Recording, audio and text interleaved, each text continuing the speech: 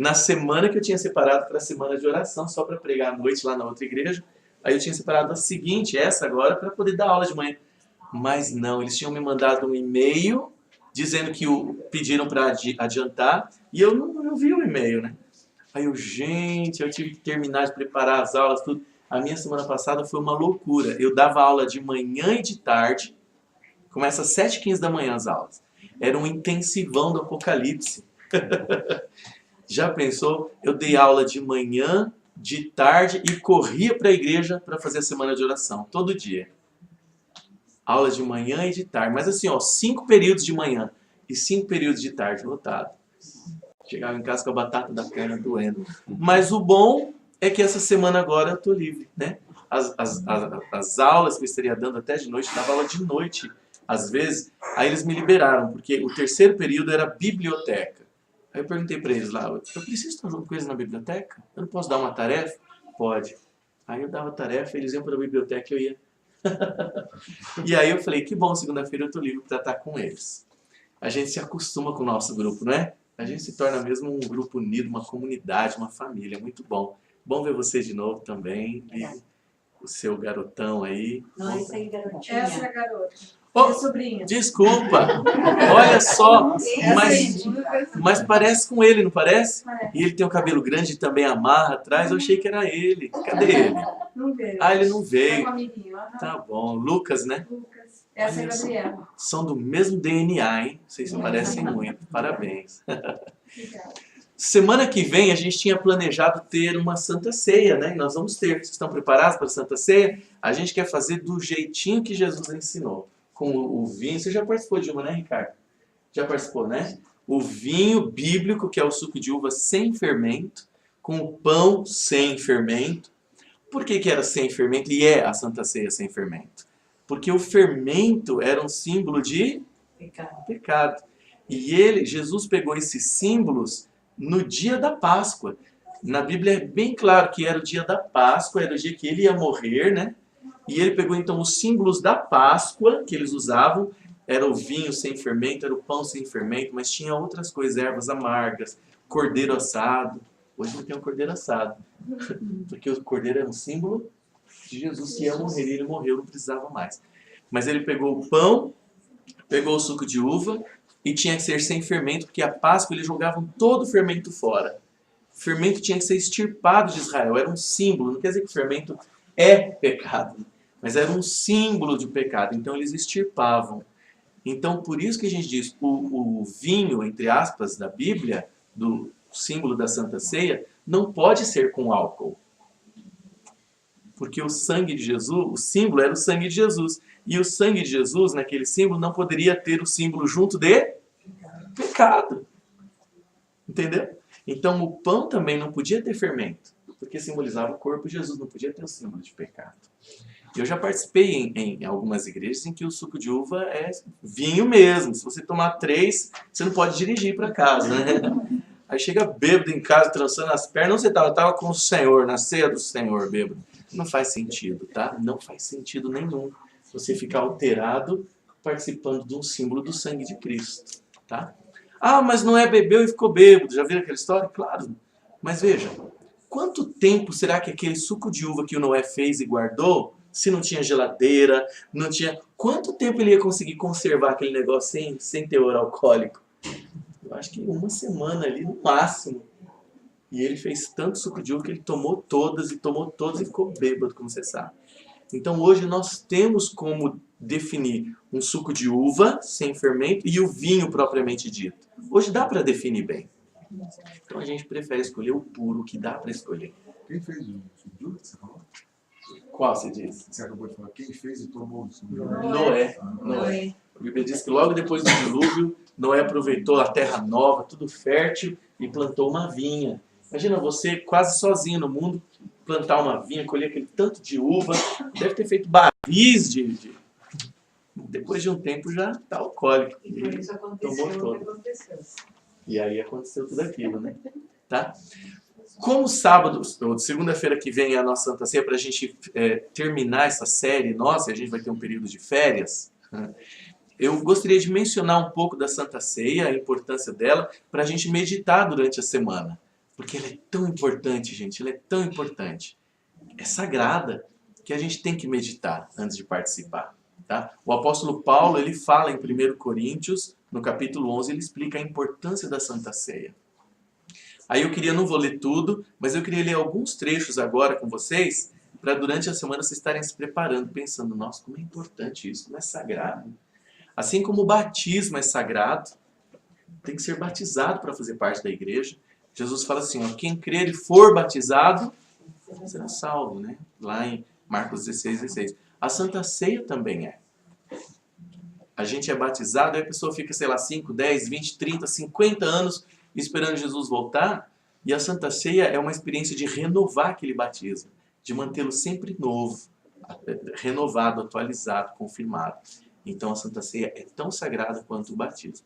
1 Coríntios capítulo 11 é um trecho em que Paulo está dando uma dura nos coríntios. Eu só quero pegar uns poucos trechos aqui, mas hoje o nosso estudo está aberto, tá bom? Eu trouxe esse estudo só para a gente comentar, mencionar. 1 Coríntios capítulo 11. Quem não tem Bíblia, é só na Bíblia. Se não tem Bíblia, tem um monte ali. Todos têm Bíblia. Ricardo, hoje que você e sua esposa vêm pela primeira vez, hoje a gente está com um tema mais aberto. Eu sempre trago um tema específico fechado. Eu quero mencionar esse aqui da importância da Santa Ceia para todo mundo meditar, mas depois eu quero abrir para vocês trazerem alguma pergunta, alguma coisa do que a gente viu durante esse nosso estudo, tá bom? Eu trouxe algumas coisas aqui para a gente discutir, mas eu resolvi deixar um pouco aberto também. 1 Coríntios, capítulo 11, a partir do versículo 17. Veja que essa carta que Paulo escreveu para os coríntios, a gente percebe nitidamente que ele está respondendo uma carta que eles mandaram para ele primeiro. Se você for ler desde o começo, você percebe isso. Chega uma parte que ele fala assim, ó, quanto ao assunto tal que vocês me falaram, isso é assim, assim, assim. Aí depois chega numa outra sessão, quanto a esse outro assunto, isso é assim, assim, assim. Então você vê que ele está respondendo algumas coisas e dando algumas diretrizes. Aí a partir do 17, ele dá as diretrizes para a Santa Ceia, verso 17. Nisto, porém, que vos escrevo, quer dizer, agora eu vou passar para outro assunto. Ele vai tratando em blocos. Não vos louvo, não elogio vocês, ele está falando para os coríntios. Porquanto vos ajuntais, não para melhor, mas sim para pior. Chegou aí, cara? 1 Coríntios, capítulo 11.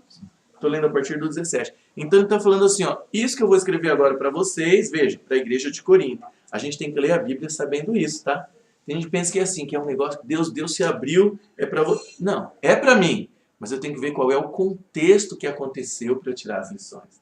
E aqui o contexto é, Paulo escreveu para a igreja de Corinto, dando uma dura neles, porque a Santa Ceia deles estava uma bagunça. Então a lição é para a gente saber como fazer. Verso 18. Porque antes de tudo estou informado a haver divisões entre vós, quando vos reunis na igreja. E eu em parte o creio. Porque até mesmo importa que hajam divisões, partidos entre vós, para que também os aprovados se tornem conhecidos em vosso meio. Ou seja, está tendo divisão aí, está tendo briga. Mas é bom que haja, ele diz, para a gente ver quem é quem. Os que são os mais bonzinhos a gente percebe e seleciona. É o que ele está falando. Verso 20. Agora começa o assunto mesmo. Quando, pois, vos reunis no mesmo lugar, não é a ceia do Senhor que comeis, do jeito que eles faziam. Porque ao comerdes, cada um toma antecipadamente a sua própria ceia. E há quem tenha fome, ao passo que há também quem se embriague. Então veja, como eu falei, o suco de uva não era fácil de fazer purinho, purinho, purinho. Às vezes estava um pouco... Imagina, só se tivesse acabado de fazer, guardou uma semana, lá 3, 4 dias, já estava começando. E eles não tomavam um pouquinho para fazer uma menção ao sangue de Jesus, para meditar, uma coisa simbólica. Eles tomavam bastante e comiam bastante.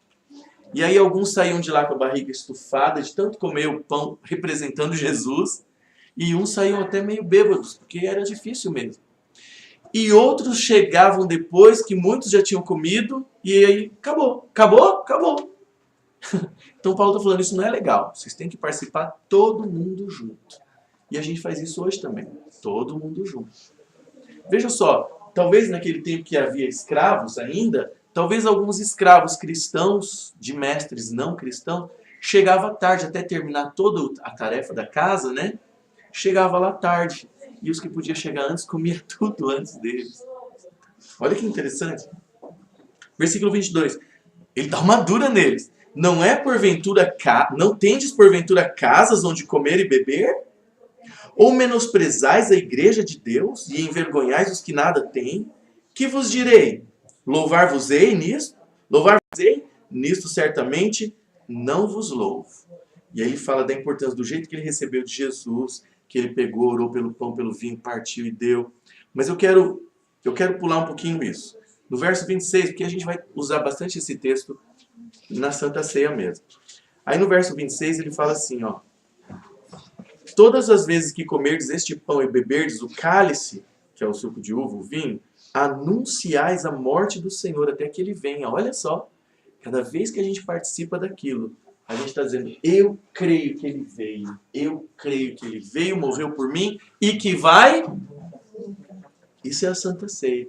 A gente está dizendo, eu creio, eu estou participando desse símbolo, porque para mim é certeza. Ele mandou e eu quero fazer em memória dele. Lá no versículo 27, por isso, aqui está coisa séria. Por isso, aquele que comer o pão ou beber o cálice do Senhor indignamente será réu do corpo e do sangue do Senhor. Olha isso. Examine-se, pois, o homem a si mesmo, e assim coma do pão e beba do cálice. Pois quem come e bebe sem discernir o corpo de Cristo, come e bebe o quê? Juízo. Aí a gente fala assim, então eu não posso participar, porque eu sou indigno. E aqui é uma coisa interessante. Se isso quisesse dizer perfeição, quem poderia participar? Só Jesus. O que Paulo quer dizer com esse indignamente? Se todos nós somos pecadores, todos nós somos indignos. É quando a gente quer participar dos símbolos de Cristo, mas continuar pecando. Continuar fazendo as coisas que eu sei que são erradas. Aí é como se a gente estivesse pisando no corpo de Cristo e chutando, sabia? É um insulto muito grande. Porque veja o valor do símbolo. O símbolo que a gente está participando é Jesus deu o corpo por mim, para me tirar do pecado, para me curar do pecado, para me perdoar. Aqui o sangue, Jesus derramou o sangue para me lavar do pecado. Mas eu vou continuar fazendo essas coisas. Quer dizer, é como se eu estivesse zombando do corpo de Cristo. É isso que ele quer dizer. Olha só, eu vou continuar. Versículo 30. Eis a razão porque há entre vós muitos fracos e doentes, e não poucos que já dormem. Nessa linguagem dele, que já dorme, ele quer dizer o quê? Que já morreu. Morreu Né? ou enveredou. Nessa linguagem aqui, ele está dizendo que muitos chegaram a ficar doentes por tratar um símbolo sagrado de maneira irresponsável. Ele fala, por essa razão há muitos entre vós que ficaram doentes e muitos que já dormem, no sentido de morrer mesmo. Ou seja, pastor, então não vou nem participar desse negócio aí, não posso morrer? Eu sou imperfeito, eu sou muito, mas cada vez que eu participo eu digo, Senhor, eu quero ser aperfeiçoado, eu quero ser melhorado pelo teu poder. Sem o poder de Jesus, a gente consegue? Então a gente, quando participa, a gente está dizendo, Senhor, eu não consigo, tudo bem? Que bom te rever. Eu não consigo, eu preciso do Senhor. E ele fala, que bom. É com isso que eu te dou poder. É poder para viver a vida espiritual. Sabe, gente? Às vezes a gente se engana com algumas coisas. A gente pensa que o cristão é quem segue a filosofia de Jesus. Mas não é isso. Todos os personagens aí que desenvolveram alguma filosofia, tudo bem. Você segue o Mao Tse Tung, sei lá. Você segue a filosofia dele, mas ele não está com você. Quem segue o Che Guevara, segue a filosofia dele. Mas o Che Guevara não está com eles. Vocês estão entendendo onde eu quero chegar? O cristianismo é diferente porque a gente não segue as ideias de Cristo só. Isso é pouco. seguir as ideias dele, mas a gente vai com o nosso próprio poder, com a nossa própria força. E o cristianismo é muito mais do que isso. Quem segue o Marx são os marxistas. O Marx não está com eles. Eles só seguem a ideia que ele deixou, mas ele está morto. O cristianismo exige poder do alto. Só seguir as ideias de Cristo é só uma filosofia. O cristianismo exige um milagre. É Jesus, o idealizador dos conceitos, é o próprio Jesus habitar em nós e nos dar poder para viver essa ideologia. Não é só na mente, é no caráter, é uma transformação da natureza. Em João capítulo Ser 15... humano, não um papagaio. Exatamente, é ser transformado num filho de Deus, não num imitador qualquer barato. A gente não tem condições, não tem poder para imitar Jesus. É muito alto o padrão, é muito alto. E por isso em João capítulo 15, versículo 5, eu queria que alguém lesse para mim o final do verso. Jesus fala uma coisa fantástica. E na Santa Ceia a gente está reconhecendo isso. João capítulo 15, versículo 5. No finalzinho Jesus fala, porque sem mim... Olha, esse é o segredo do cristianismo. O Karl Marx, ele não precisa estar com a gente para a gente ser marxista. Pense no outro mais perto aí, que eu estou estudando muito filosofia ultimamente. Pense em alguém mais perto aí. Lula! O Lula não precisa estar com você para você ser lulista. Nossa, Entendeu? pastor, glória a você. Não, essa foi dura, Foi na né? jaca ali, Essa mas foi vai. feia. Vamos pensar no outro aí, vai. Não é filosofia. Não é filosofia. Para seguir Jesus Cristo, eu seguir com a minha força, não é ser cristão.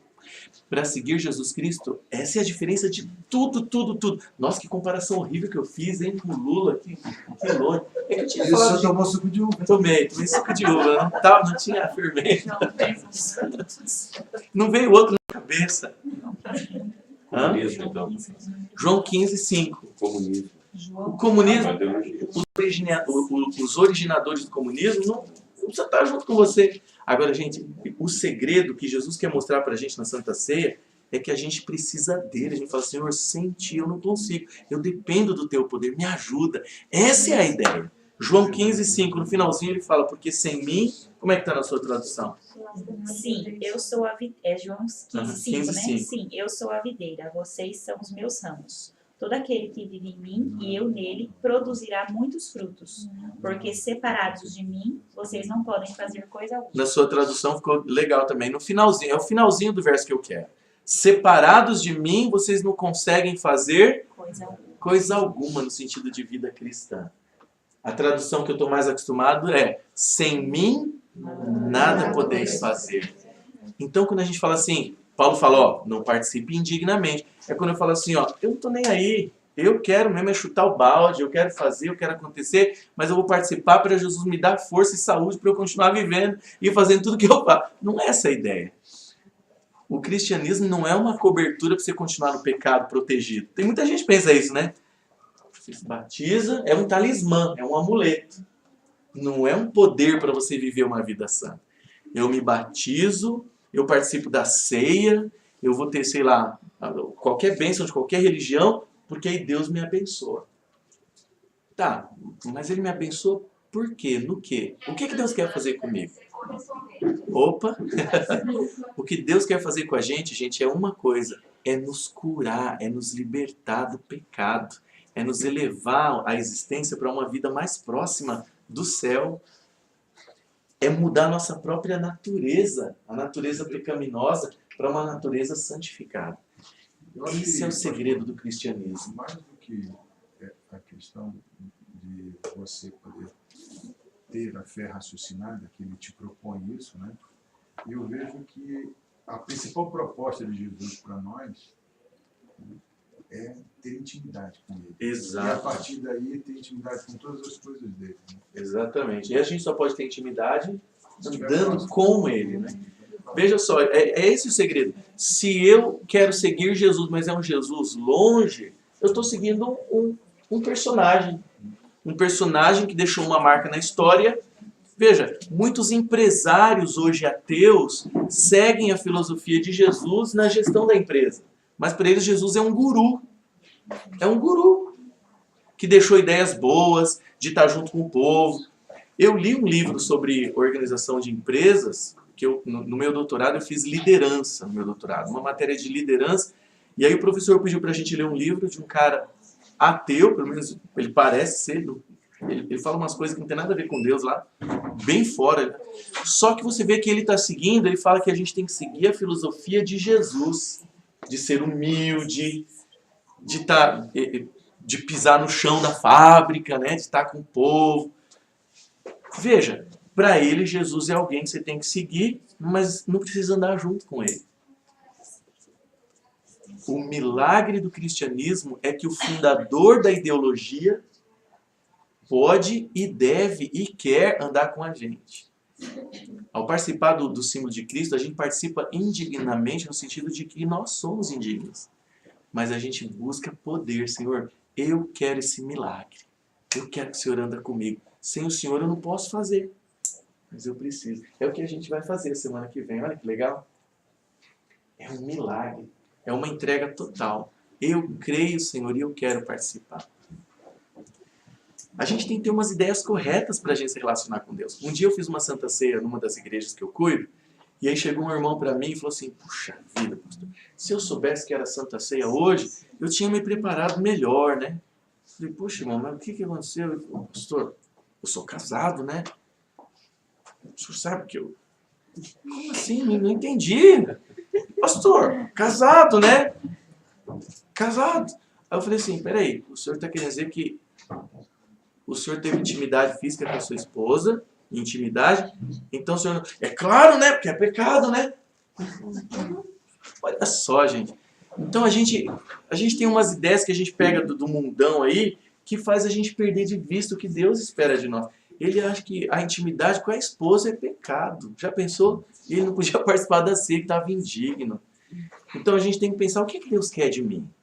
Deus quer companhia, Deus quer andar comigo. Ele quer me curar do pecado, Ele quer me iluminar, Ele quer andar, fazer eu crescer espiritualmente.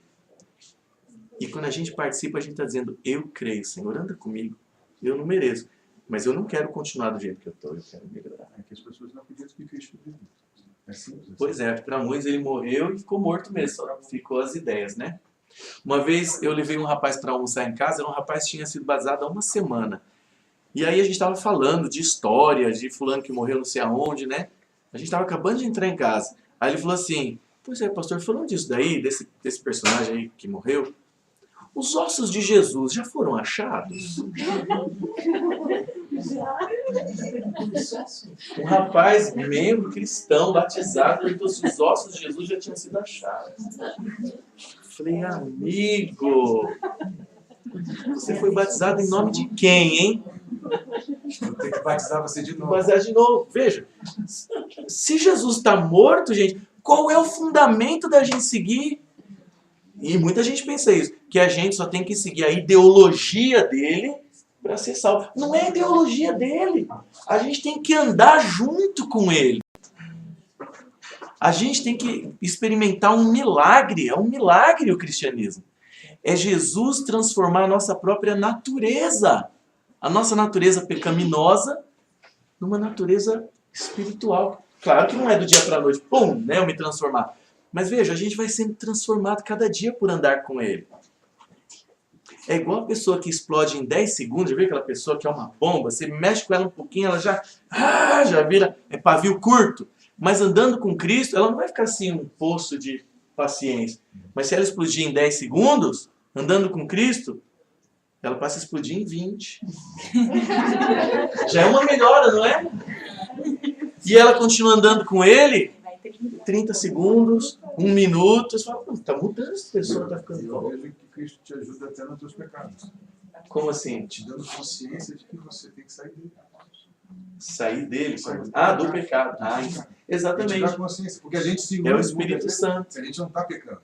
Mas ele está pecando. Mas quando você começa a entender que Cristo está vivo, aí você toma consciência de muitas coisas, Sem inclusive Cristo. do pecado que você comete. Exato. E aí você vai eliminando os pecados. Sem Cristo a gente não tem consciência que peca. Sem Cristo, uma vez um menino chegou para mim, um menino que cantava e aparecia na igreja, hoje ele nem está mais. Ele cantava bonito, Senhor, obrigado pela tua graça, mas nem entende o que está cantando, né? que aí um dia ele postou uns palavrões tão feios no Facebook, uma piada, mas assim, absurdas. Falei, gente, será que esse menino tem noção? Aí um dia postou outra, falei, vou falar com ele, né? Falei, amigão, e os seus posts lá tão pesados para quem tá lá na frente cantando, né? Você tá transmitindo essa ideia de que o cristianismo é isso aí. Quer dizer, ele falou assim, pastor, eu não acho errado. Falei, não, por quê? Ah, porque todo mundo fala, isso aí é normal, estamos numa outra época, né? Falei, rapaz, mas não é assim. Você acha que Jesus falaria isso? Oh, não, mas Jesus é outra história, né? Falei, não, mas Jesus ele é modelo, ele quer que a gente saia. Ele falou, pastor, olha o que ele me falou. Se isso te incomoda, para de me seguir no Facebook. Nossa, eu te dei um ipom, hein? Me deu. Mas o que isso mostra? O que isso mostra? Que ele não sabe o que Jesus veio fazer. Muita gente pensa que o que Jesus veio fazer foi ser um talismã, foi te dar proteção e saúde. Ou eu preciso estar com Deus, porque senão... Ele prefere a capa, não ele. Ele veio te dar uma capa e aí você está com ele, você vai na igreja, você faz alguma coisinha, mas o caráter não muda nada. Vocês entendem onde eu quero chegar? Jesus fala, sem mim, nada podeis fazer. Sem Jesus, a gente só põe uma capa. A gente se adapta a uma religião. O que nessa religião aqui pode fazer? Ó, nessa não pode fazer isso? Acho que não, essa está pesado. E nessa aqui? Ó, nessa não pode... Não, eu consigo encaixar nessa, eu vou viver. Não é isso! É uma loja. É uma loja. Jesus fala assim, ó, deixa eu entrar no seu coração. Deixa eu te transformar. Eu morri por você e agora eu quero aplicar o poder disso, os méritos em você. É isso. Se a gente falava palavrão não combina com Deus, combina? A gente fala assim, gente, isso aqui não tá legal. A gente vai sentindo isso. O Espírito Santo vai mostrando, e a palavra e a comunhão com Deus. Isso é cristianismo, gente. Não é um talismã. Não é uma filosofia. Transformou João, que era... Jesus deu o apelido para João de filho do trovão. Porque o João era bravo, hein? E depois João virou o apóstolo do amor. Pedro negou Jesus lá várias vezes. Na hora de Pedro morrer, ele foi corajoso, ele era covarde. Na hora de falar assim, você vai morrer crucificado, que era a pena de morte, né? Não foi só Jesus e os dois ladrões, era a pena de morte. E o Pedro falou assim, puxa, mas igualzinho meu mestre, é o que diz a tradição. Não posso ser igualzinho, então me põe de cabeça para baixo. Olha só, Jesus transforma, isso é cristianismo. Seguir uma filosofia, uma religião, é tão pouquinho. É a mesma coisa que você adaptar um animal a não fazer algumas coisas que ele faz, entendeu? Naturalmente. Hã? Que é natural dele. Que é natural. Você só adapta ele, imagina, você adapta um cachorro para não se coçar, para não se lamber, para não fazer. Ele é um cachorro, mas que difícil, né? Coitado. É uma transformação. O pastor Bulhon, ele conta uma parábola no livro Conhecer Jesus é Tudo. Gente, que livro. Acho que alguém aqui ganhou ele já, né? De presente. Gente, que livro. Alguém já leu tudo? Você viu a história do lobo que queria ser ovelha? Aquilo me converteu, sabia? Aquilo me converteu. O cristianismo é resumido naquela parábola. Ele fala de um lobo que queria ser ovelha. Olha que parábola linda. Me transformou isso. Um lobo queria ser ovelha. Ele via as ovelhas de longe, porque se chegasse perto já iam atirar nele. E ele via que ninguém queria atirar nas ovelhas, elas eram bem cuidadas, forneciam a lã para o ser humano e tudo aquele cuidado, o pastor levava elas para a água. E ele não, todo mundo que via corria atrás, espantava, né? E ele falava, eu queria ser uma ovelha. E um dia ele pôs uma pele de ovelha e se infiltrou no meio delas. Falou, agora eu vou ser feliz, agora eu sou uma ovelha. Mas ele estava com pele de ovelha só. Na hora de comer o capim, comida das ovelhas, um gosto horrível. Porque o lobo não come capim. É natural para elas, mas é estranho para ele. Mas ele dizia, eu vou ser uma ovelha. E ele ficou algum tempo comendo aquele capim e falou, gente, ô comidinha sem graça. E aí diz que um dia um amigo chamou ele, era lua cheia, e aí um amigo chamou ele para uivar para a lua. Você fala que coisa de bobo, mas é lobo, o lobo gosta de uivar para a lua. E ele foi, tirou a roupa de ovelha e foi, uivou para a lua e tomou todos, foi para as baladas do lobo. E aí, aí o pastor Bulhão, ele é brilhante. Aí você vai encaixando as metáforas que ele está fazendo. Que aí ele diz assim, que aí de noite ele sozinho com a cabeça no travesseiro, aí era ele refletindo com a vida, porque enquanto está com os amigos, é só festança e você não pensa na vida. Aí ele falou, quando é só ele, a cabeça e o travesseiro, pensou, chorou, falou, puxa vida, que fracasso que eu sou, né? Eu vou ser ovelha agora. Colocou de novo, se infiltrou lá no meio e ficou um tempo maior agora, força de vontade. Mas não ia ser feliz nunca, ia se esforçar, mas aquela comida e tudo mais, nunca ia crescer lã dele, nunca ia crescer.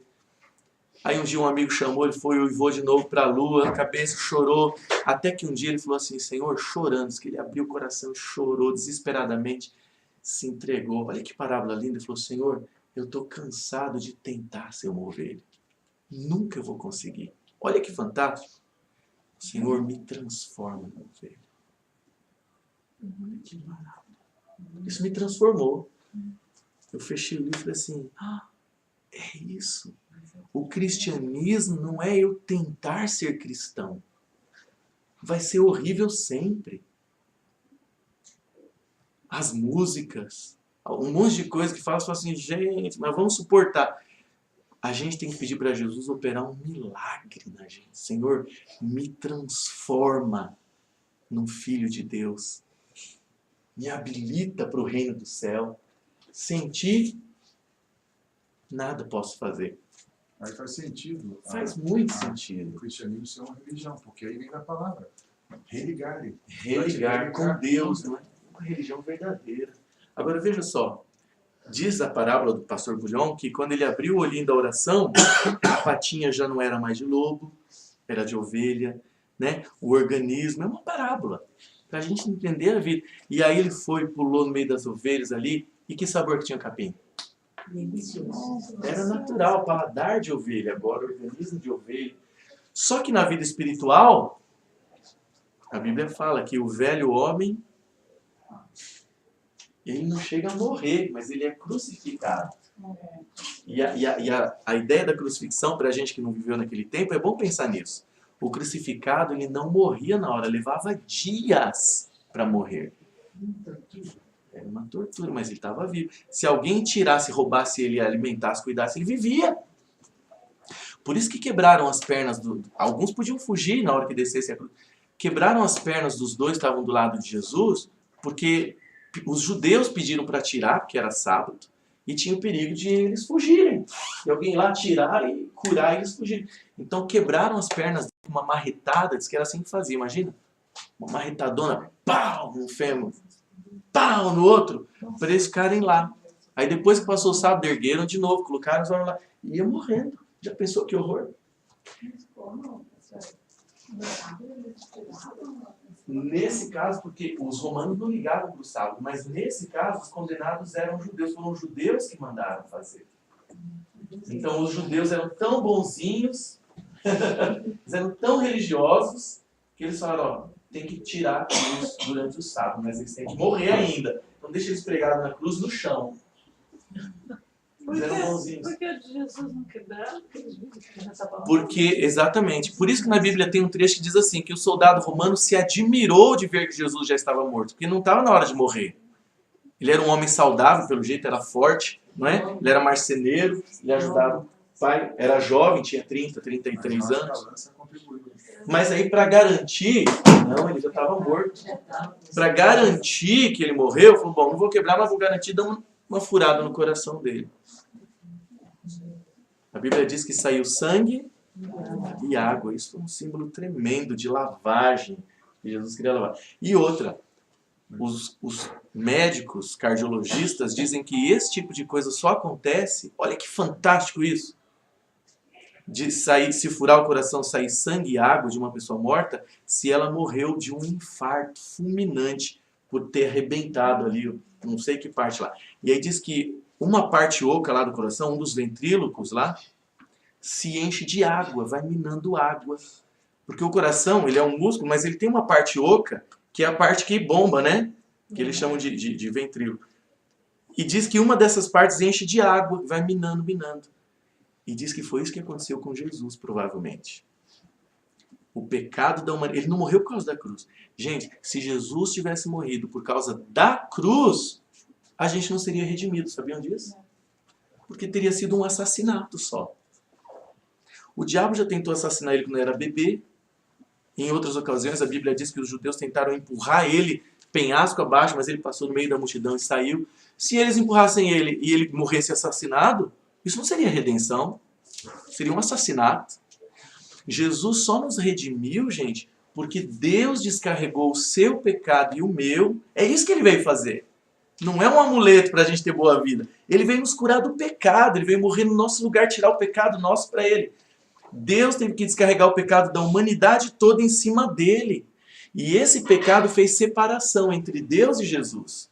E a angústia dele de ser separado do Pai foi tão grande, que ele falou, Deus meu, por que me abandonaste? E quando ele falou isso, ele falou o Salmo 22:1, que descreve um homem pendurado na cruz, com a mão e o pé furado, passando sede, o soldado sorteando a veste dele. Jesus falou o Salmo 22, veja lá, o Salmo 22:1. Deus meu, por que me abandonaste ou me desamparaste?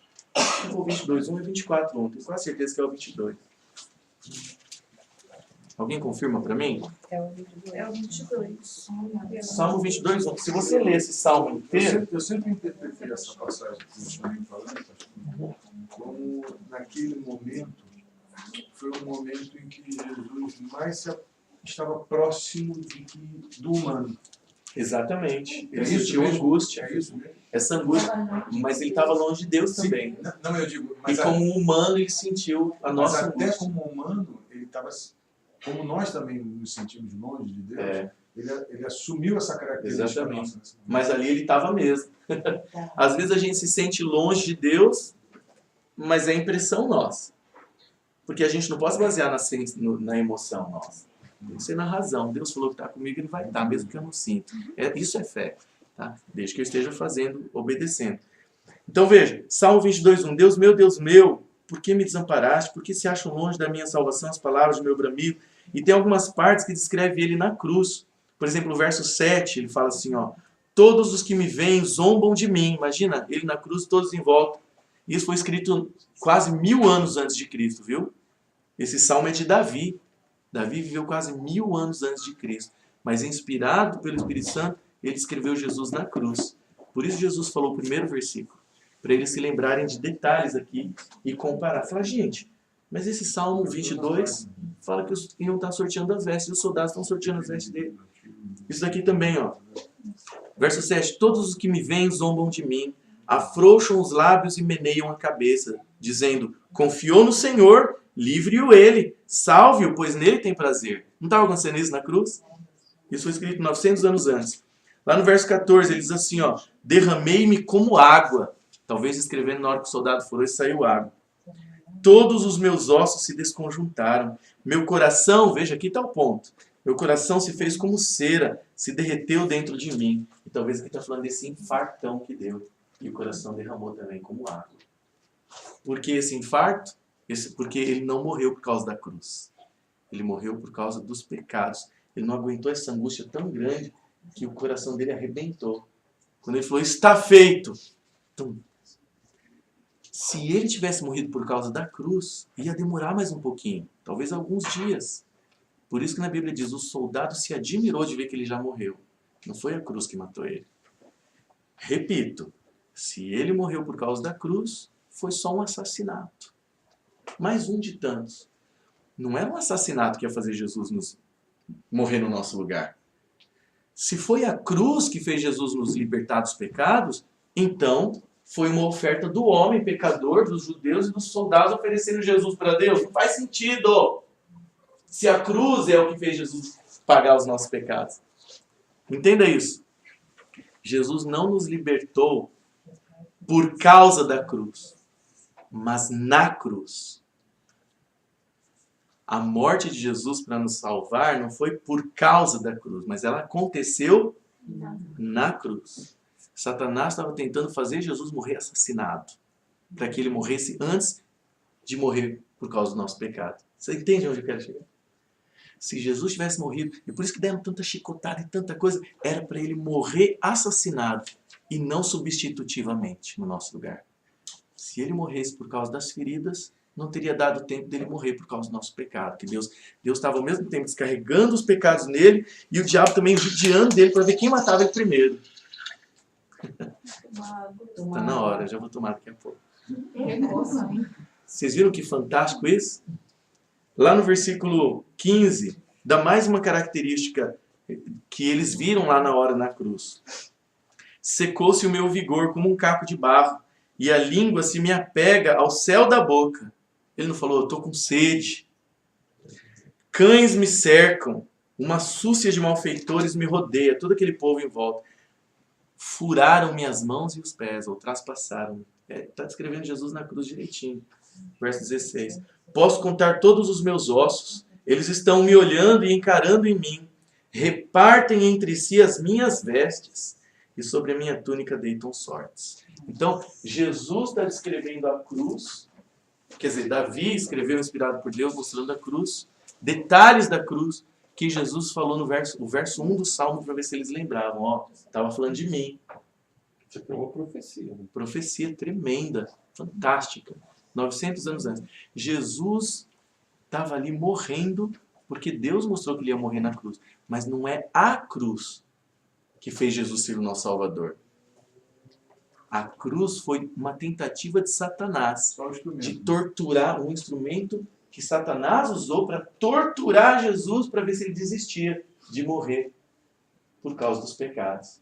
Ou de fazer ele morrer antes de morrer pelos pecados. Morrer assassinado. Não dá um assim no cérebro?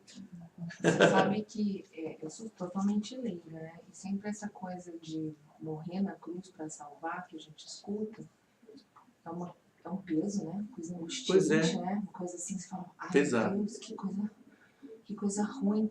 E eu sempre, para aliviar esse sentimento ruim, desde muito nova, eu disse, não, o pessoal está equivocado. O pessoal não é que ele morreu para salvar, ele ressuscitou para nos salvar. Então, o milagre é que ele morre nessa crueldade toda, você está explicando de uma outra forma, mas ele ressuscita. Então, quando ele ressuscita, a gente entende que realmente é o Filho de Deus. Sim. E só ele ressuscitou.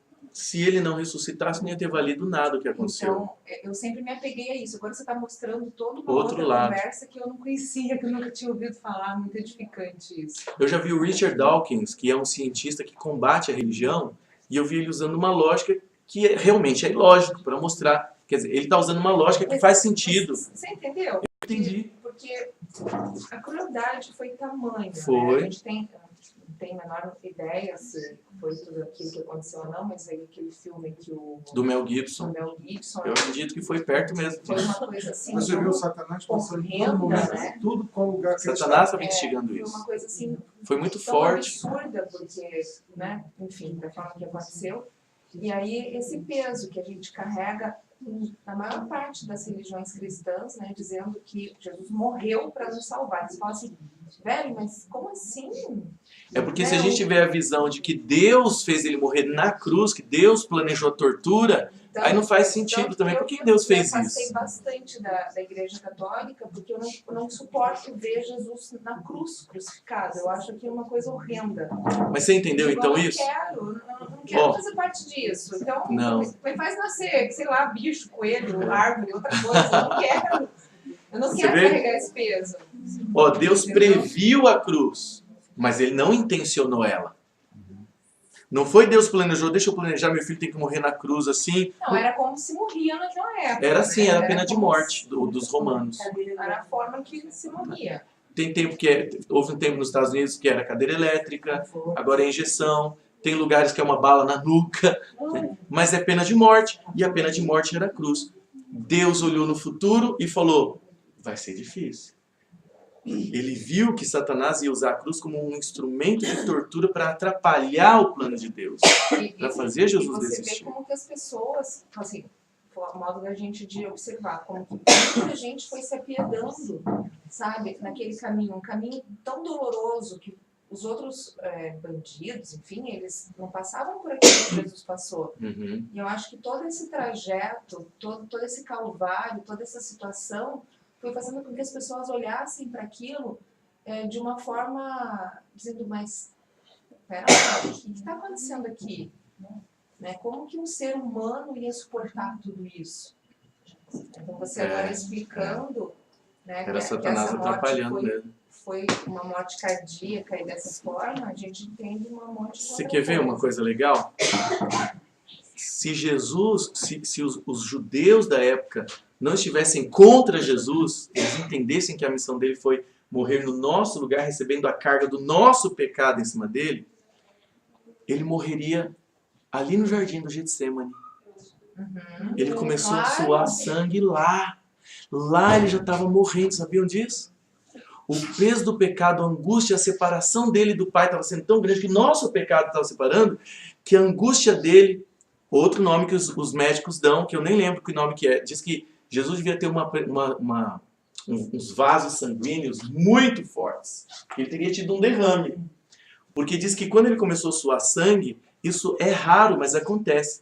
A pessoa, ela tem uma pressão arterial, uma angústia tão forte, que alguns microvasos se rompem e saem pelos poros. Então Jesus ali já estava sentindo uma angústia tão grande. Eu quero achar um versículo e mostrar para vocês. O que eu estou falando não é heresia não, tá? É a lógica ao ver a Bíblia. Por que ele estava suando sangue? Ele já estava começando a morrer. O pecado estava separando. É porque muita gente pensa, não, ele tinha que morrer na cruz. Deus previu que ele ia morrer na cruz. Mas não tinha que ser lá.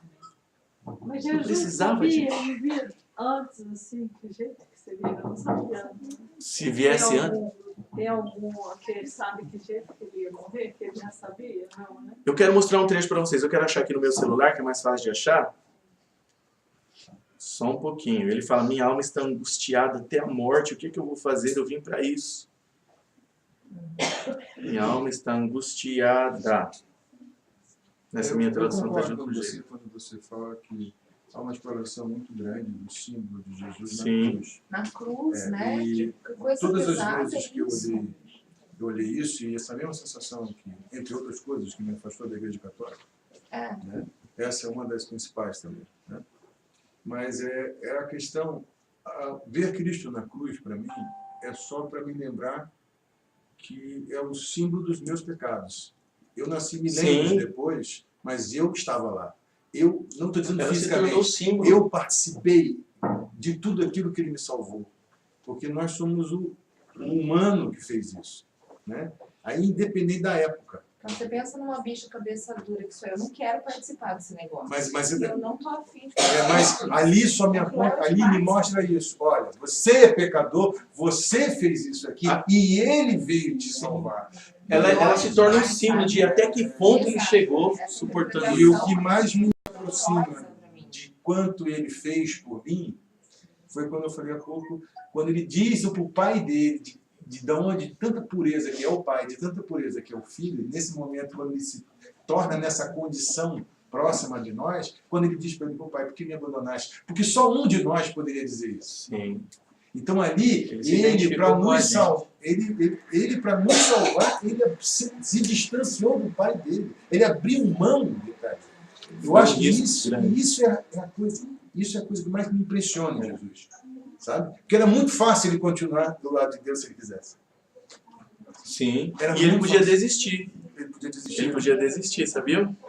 Eu podia falar, pai, me livra, eu não vou fazer mais isso não. Acho que ninguém vai se salvar. Tá todo mundo querendo me crucificar.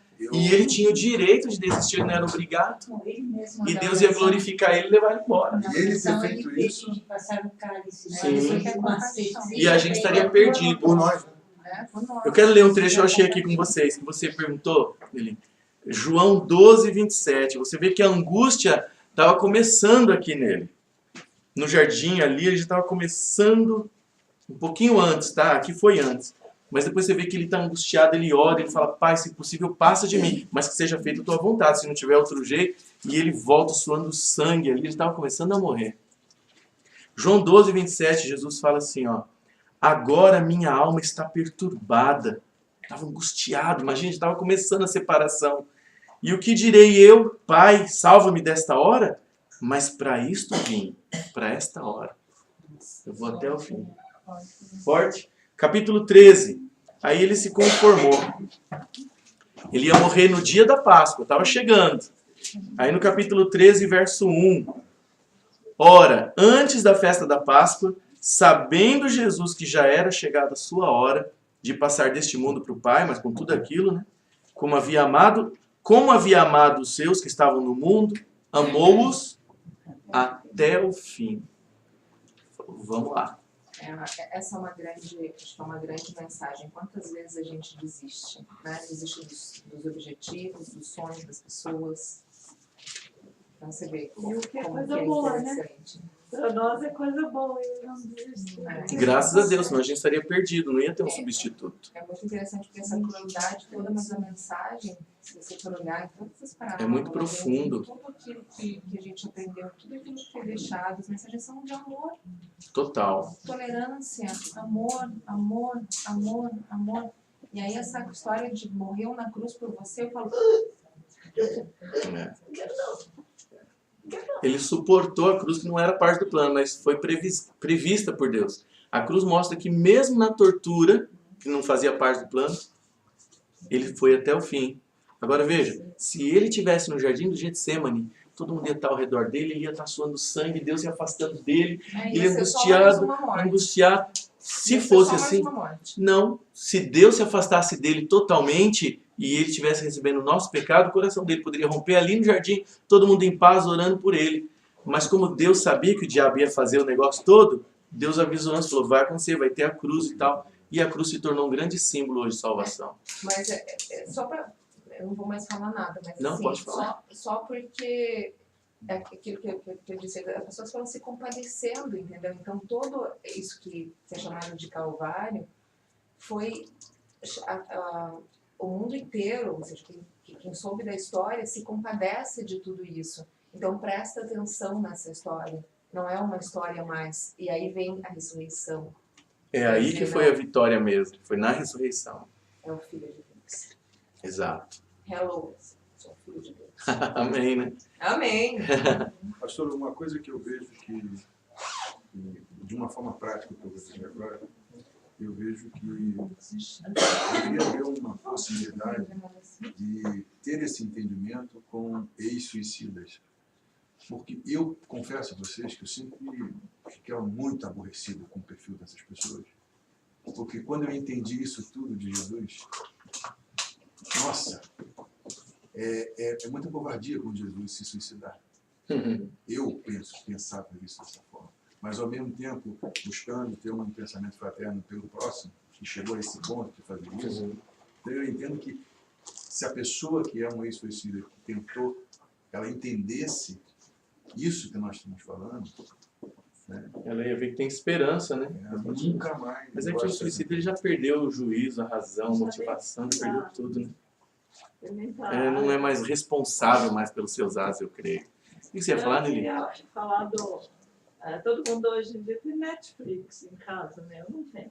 Mas que vai lançar um filme, eu não sei se já lançou, de Jesus aos 12 anos, um menino de 12 anos, a reencarnação de Jesus. Reencarnação. Que absurdo, E é né? um filme que vai passar na Netflix para criançada, agora você imagina. Eles querem acertar as crianças, né? Pra estragar a sociedade toda. Mas falando do suicídio, eu acredito que nós todos que estamos procurando mais conhecimento, mais da palavra, a gente tem uma grande responsabilidade. Porque existe gente que está com muita depressão, com muita angústia, às vezes no nosso prédio, na nossa rua. Maringá é uma cidade onde tem muito suicídio entre os jovens e não é divulgado. Não sei se vocês sabem disso. Não divulgam muito. Existe um índice elevadíssimo É entre os 3 por dia. jovens, na Eu faixa vejo na de 15 igreja. a 25 anos. Sempre na igreja tem alguém reclamando que um parente se Muito suicidou. suicídio. Sempre. 3 por dia. E Paranavaí, 90 casos. Paranavaí de janeiro até agora, já teve 10 suicídios de pessoas muito jovens. Isso acontece muito, mas não divulgam. Vocês entenderam então a questão da importância do sacrifício de Jesus? Ele foi até o fim. Qual é o propósito? Nos salvar do pecado. O nosso pecado foi descarregado nele. E ele morreu por causa do nosso pecado, não por causa das feridas nas mãos e nos pés. Ele morreu do nosso pecado e o coração dele que saiu sangue e água é uma das evidências disso. Senão ele teria morrido da cruz. E a surpresa dos soldados de ver que ele já tinha morrido. Tá? Então, quando a gente participa da ceia, de tudo isso, a gente está dizendo, Senhor, muita gente não entende isso. Senhor, eu quero que o efeito da tua morte, o propósito, se cumpra em mim. Me lava, me perdoa e me purifica cada dia. E a gente vai crescendo nele. Essa é a ideia. Tá bom? Então quem participa da ceia não é quem é perfeito. É quem quer andar com Deus. Quer poder para vencer. Sem mim, ele diz, nada podeis fazer. É com ele que a gente vai. Tá bom? Alguém tem alguma pergunta, alguma coisa para fazer de tudo que a gente estudou até aqui? O pastor Adilson falou que ia mandar um livro para você depois. Tá? Mas eu não peguei, eu acabei. Mas a gente tinha. Aham. Alguém tem alguma pergunta de tudo que a gente estudou? Sobre Jesus, sobre os ensinos de Jesus, sobre o céu, sobre a volta de Jesus, sobre a ressurreição. A gente falou bastante de ressurreição, hein? Se alguém ainda fala em desencarnação, não entendeu. Vocês viram quantas vezes Jesus fala que a gente leu? Eu o ressuscitarei quando? No último dia. Ele fala muito isso. A ressurreição é no último dia, quando ele voltar. Mas a maioria hoje crê em almas desencarnadas. Já agora. Mas Jesus não voltou ainda. Então você vê como que o próprio Espiritismo entrou no meio do cristianismo, bagunçou tudo. Mas por que o senhor acredita que eles acreditam nisso? Porque é a doutrina. A maioria das religiões hoje acredita que você morre, mas você tem uma alma imortal. É o que ensinam. E essa alma, o seu corpo fica e a alma vai já direto para o céu. Você aceitou Jesus e já está lá. Está lá. A alma lá e o corpo aqui. E isso, gente, não é bíblico. Isso é espiritismo. Que foi cristianizado. Ou, se não aceitou Jesus, eles creem que vai direto e já está lá. E vai queimar sempre. Quando você fala cristianizado, isso quer dizer o quê? Quando começou a entrar na igreja romana. Quando a igreja romana tomou conta da igreja cristã. Quando Roma, o Império Romano, tomou conta da igreja cristã no ano 300, aí começou a entrar doutrinas estranhas. Devagarzinho, os concílios foram fazendo. Cada concílio entrava uma coisa. Inclusive o espiritismo. Paganizado, né? Não como espiritismo, mas como filosofia de Platão. Que Platão ensinava isso. Santo Agostinho, o grande líder da igreja, Platão era... Livro de cabeceira.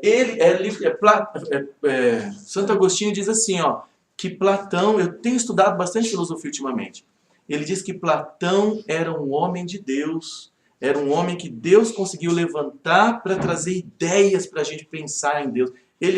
Mas Platão nem conhecia Deus, ele conhecia Zeus. Platão, ele fala de Zeus, de Apolo. Você já pensou? Então, ele pegou um pagão, o Santo Agostinho, líder da igreja, e trouxe as ideias de um pagão, filósofo, e trabalhou em cima. E até hoje a gente herdou isso. A gente tem que se livrar de paganismo. A ideia da Bíblia não é desencarnação para ir para o céu. Jesus repete isso muito, muito, muito. A gente só vai para o céu depois de uma ressurreição.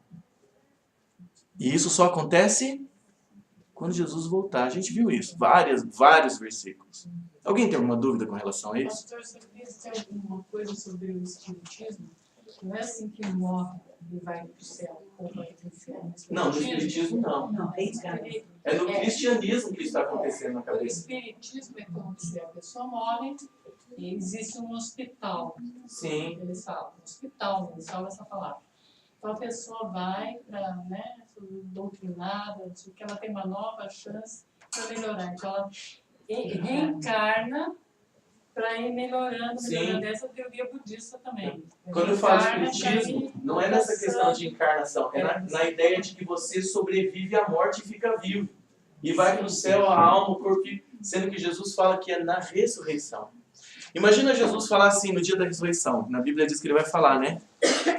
Vinde! Imagina Jesus falar isso. Para todo mundo, ele ressuscita no final.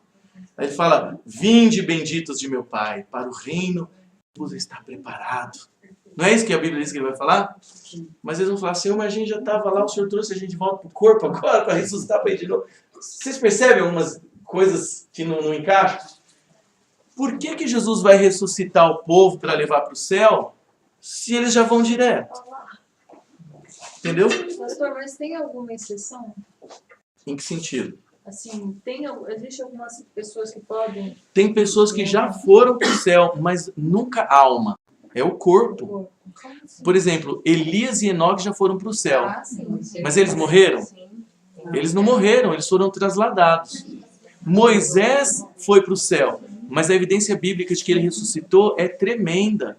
Os judeus antigos sempre creram que ele ressuscitou. E as evidências que a gente tem é Judas, verso 9. Judas diz que houve uma contenda pelo corpo de Moisés, quando o arcanjo Miguel veio para chamá-lo para ressuscitar. O diabo não quis, discutiu a respeito do corpo. E em Romanos a gente vê que ele venceu a morte. Como é que a morte perdeu com Moisés? Porque ele ressuscitou. Romanos 5,14. Diz assim, ó, a morte reinou desde Adão até Moisés. Como assim a morte reinou só até Moisés? Por que a morte reinou até Moisés? Porque em Moisés a morte perdeu pela primeira vez. Moisés foi o primeiro ser ressuscitado da história. Por isso Romanos 5,14 diz, a morte reinou imperiosa desde Adão até Moisés. Judas, verso 9 e Romanos 5,14. Então, Elias e Enoque foram trasladados, arrebatados para o céu. Eles não experimentaram a morte. Então, há pessoas no céu, mas não são almas. Eles foram antes de Moisés, né? Foram antes de Moisés. Então, a gente tem que... perguntei isso porque essa semana eu vi aquele filme O Céu é de Verdade. Eu não E vi é um isso. fato real. Que o menino morre, mas ele está numa mesa de cirurgia fazendo uma... Aí tem uma visão do céu e tal. Ele diz ele que vai para o céu e lá ele encontra o bisavô, encontra a irmãzinha que foi abortada, né, pela mãe, e ele encontra lá no céu. Por isso que eu perguntei, porque assim, é uma história real. Sim. Depois no final do filme mostra a família mesmo que aconteceu. Muitas pessoas dizem que tem visões durante um estado de morte e sempre as visões é de acordo com a fé que eles acreditam. Por exemplo, tem uma As católica crianças de 4 famosa, anos, uma criança, né? mas tem uma mulher famosa nos Estados Unidos, uma católica, ela está famosa, estão levando ela a fazer conferências que ela viu, ela estava em coma, ela foi para o inferno e ela viu Martinho Lutero queimando no inferno. Porque a igreja ensina. Entendeu? Depois, Então ela falou, eu vi o dentro Martinho da- Lutero. Daquela religião que a coisa se propaga. Então, um vê, outro vê, outro vê, outro vê, outro vê e vira uma verdade. O João, quando teve a visão, ele viu pessoas sentadas lá, viu?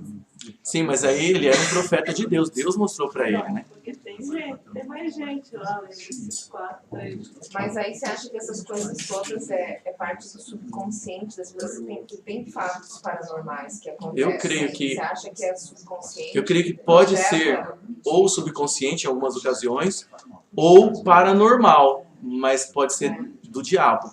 Eu tive uma experiência assim, com 9 anos de idade. Eu tive uma família católica, eu tinha menor contato com nada de espiritismo, de nada, era uma criança, nunca tinha ouvido falar. E faleceu uma melhor amiga da minha mãe, e nós faleceu aqui no Dr. Camargo, nós estávamos no Rio de Janeiro, numa viagem com meus pais, e assim, eu relato porque aconteceu comigo, e eu lembro até hoje. E a gente estava numa mesa num restaurante e entrou, assim, tinha uma cadeira vaga do meu lado, entrou uma pessoa, né? Eu não sei como chamar isso agora, entrou, se sentou do meu lado, eu cumprimentei, oi e tal, não sei o que, todo mundo ouvia eu falando com a pessoa, ela me respondia, pensa um surto de loucura. E quando você está falando com quem? Você estava em coma? Você? Não, eu estava viva, Ah, tá. não estava em coma nem nada. Estava de férias com os meus pais. Uhum. E aí, todo mundo começou a falar, mas você está falando que a tia Cida está aqui. E eu conversando alegremente. E aí todo mundo ficou meio tipo, né? O que é que tá Isso rolando? acontece. Aí eu comecei a fazer assim com a mão. E a minha mão passava. E Olha eu só. via e a minha mão passava. Nossa, meu pai, minha mãe, todo mundo ficava louca. Nunca mais aconteceu isso? Nunca mais. Graças a Deus. Nunca mais, mas aí nós chegamos em casa da viagem, né, no outro dia, e estava saindo o enterro dela, e eu tive um choque, assim, eu tive um choque muito, muito, muito grande. Eu não era tão apegada a ela, mas eu tive um choque e eu fiquei assim... Você vê como são essas coisas, ó?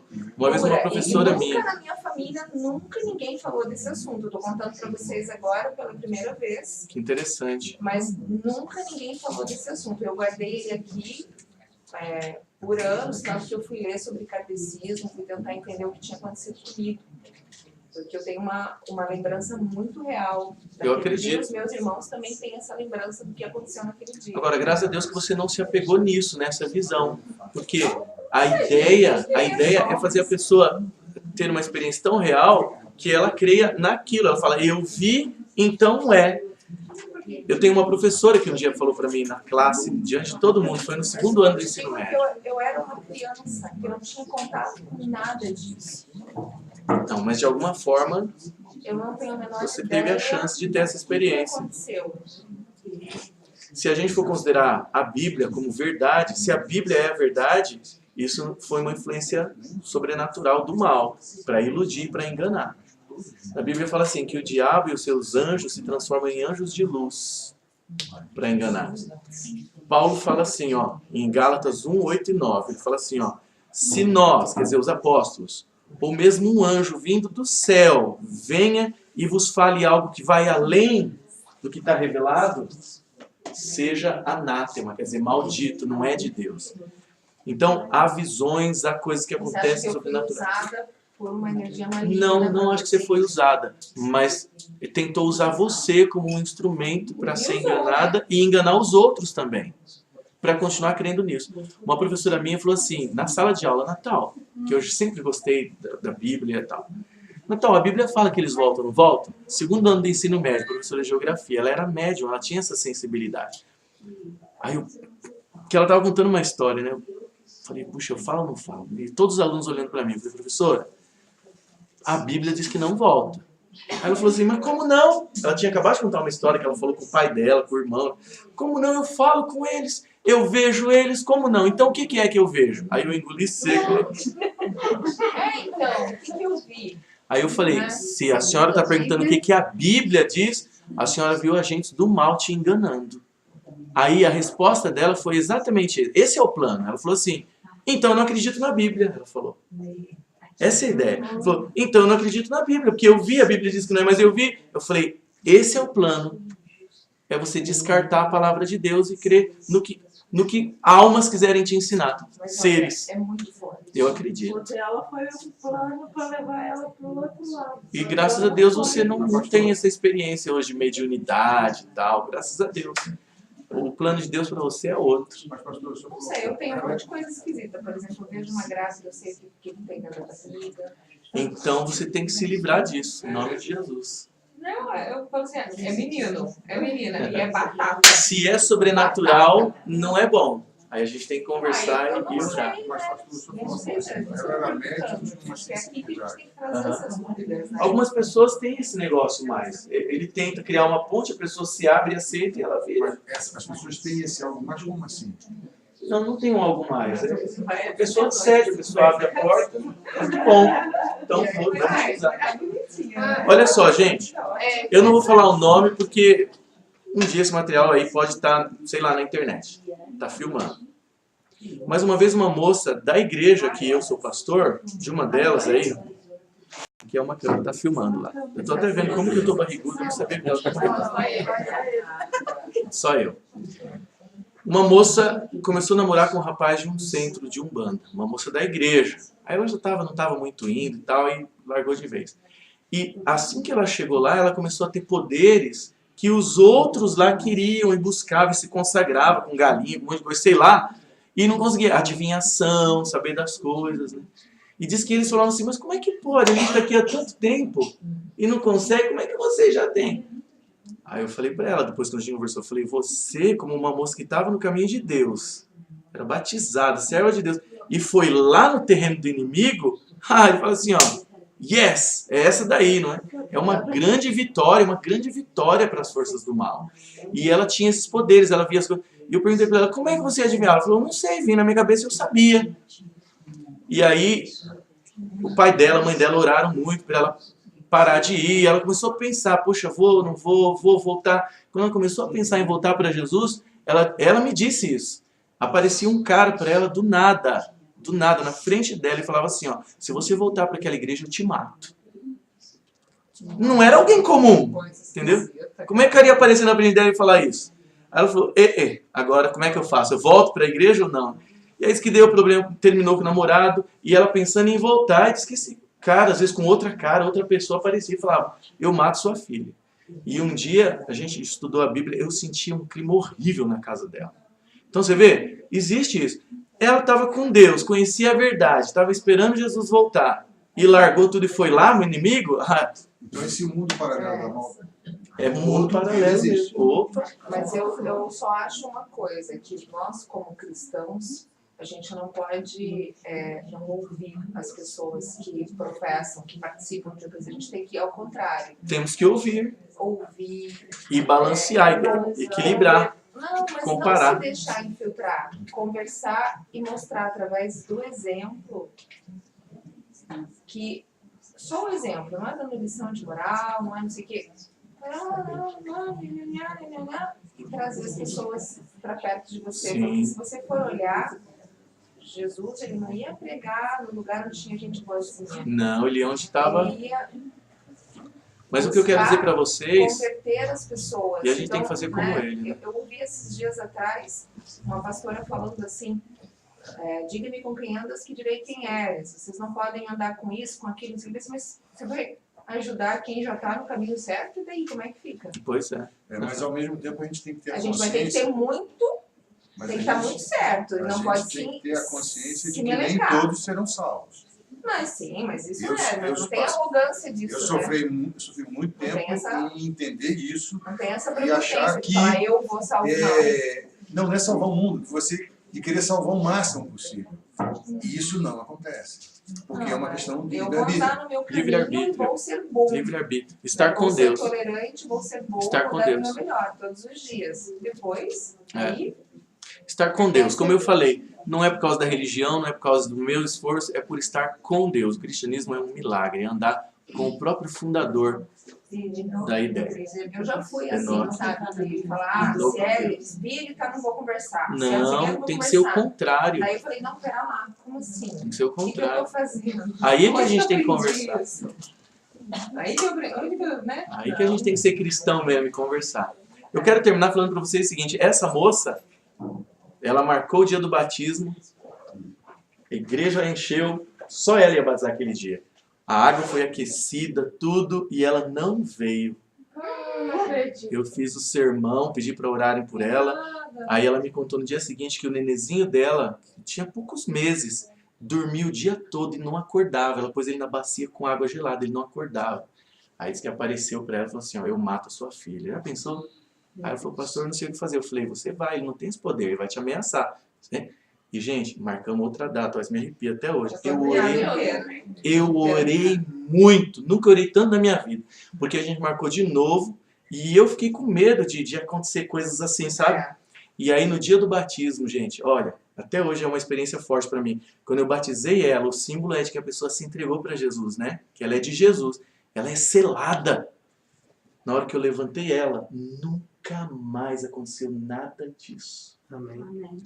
Nunca mais apareceu ninguém para ela, nunca mais veio coisa de adivinhação nela, porque na Bíblia fala assim, ó, se o Filho vos libertar, verdadeiramente sereis livres.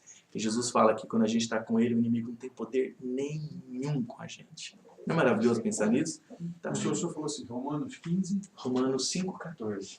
Ali tem um trecho que fala que a morte reinou desde Adão até Moisés. Quer dizer que Moisés, a morte perdeu o reino e ele ressuscitou.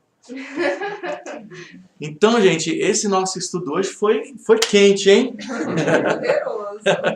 A morte de Jesus não foi um acidente. A morte de Jesus não foi um assassinato. O assassinato eles tentaram fazer, mas a morte de Jesus foi uma morte substituta. Não por causa da cruz, mas porque Deus descarregou o nosso pecado em cima dele. Ser cristão hoje é andar com o próprio Jesus, é ser transformado. Tem um versículo, eu não vou procurar agora, não dá tempo, que ele fala do Espírito Santo, que ele fala assim, ó, eis que ele está convosco. Antes dele morrer, ele fala, eis que ele está convosco, mas então ele estará em vós. Jesus pode atuar em nós pelo Espírito Santo. Isso é ser cristão. Tá bom? Quero orar com vocês, para a gente concluir. Vamos orar? E aí a gente pensa essa semana, leia Coríntios 11, tá bom? 1 Coríntios 11. A primeira parte fala lá uma questão do véu, do cabelo, que é outra questão lá de Corinto também. Mas a segunda parte fala da Santa Ceia, muito interessante para a gente participar. Vamos orar?